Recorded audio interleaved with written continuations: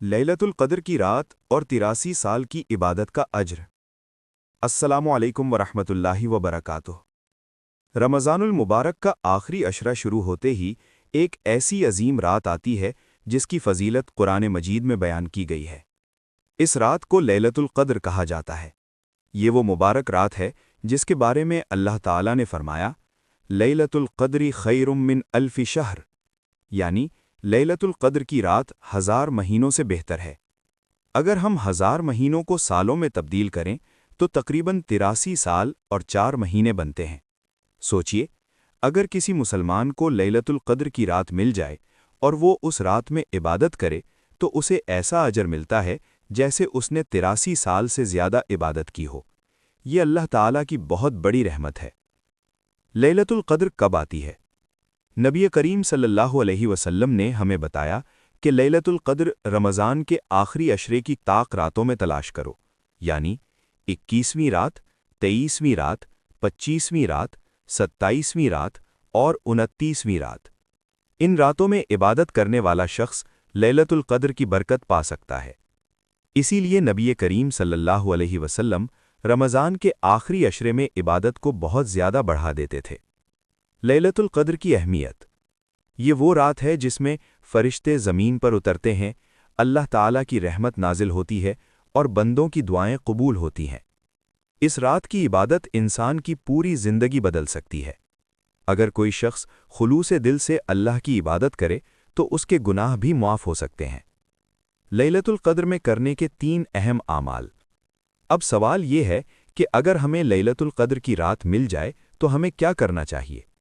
आज हम 3 ऐसे आमाल के बारे में बात करेंगे जो इस रात में बहुत ज़्यादा अज्र का सबब बनते हैं। पहला अमल, तहज्जुद की नमाज। लैलतुल क़द्र की रात का सबसे अहम अमल तहज्जुद की नमाज है। तहज्जुद वो नमाज है जो इंसान रात के आखिरी हिस्से में उठकर पढ़ता है, जब सारी दुनिया सो रही होती है और बंदा तन्हाई में अपने रब के सामने खड़ा होता है, तो ये इबादत अल्लाह ताला को बहुत ज़्यादा पसंद होती है। अगर आप लैलतुल क़द्र की रात में तहज्जुद पढ़ते हैं तो इसका अज्र ऐसा होगा जैसे आपने 83 साल तक हर रात तहज्जुद पढ़ी हो। सोचिए, कितनी बड़ी कामयाबी है।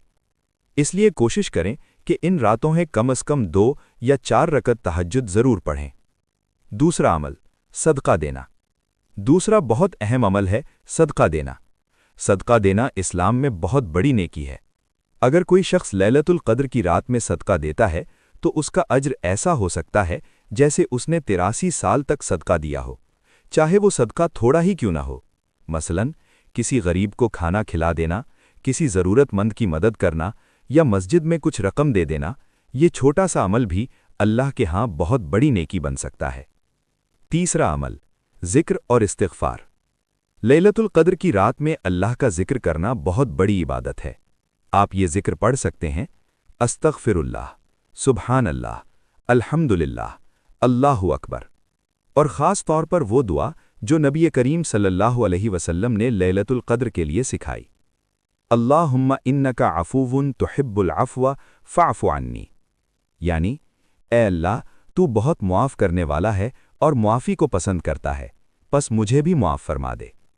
अगर कोई शख्स लैलतुल क़द्र की रात में कसरत से ज़िक्र और दुआ करता है तो उसे ऐसा अजर मिल सकता है जैसे उसने 83 साल तक अल्लाह का ज़िक्र किया हो। एक अजीम मौका। सोचिए, अल्लाह ताला ने हमें एक ऐसी रात दी है जिसमें चंद घंटों की इबादत का अज्र पूरी ज़िंदगी की इबादत के बराबर हो सकता है। ये अल्लाह की बहुत बड़ी रहमत है।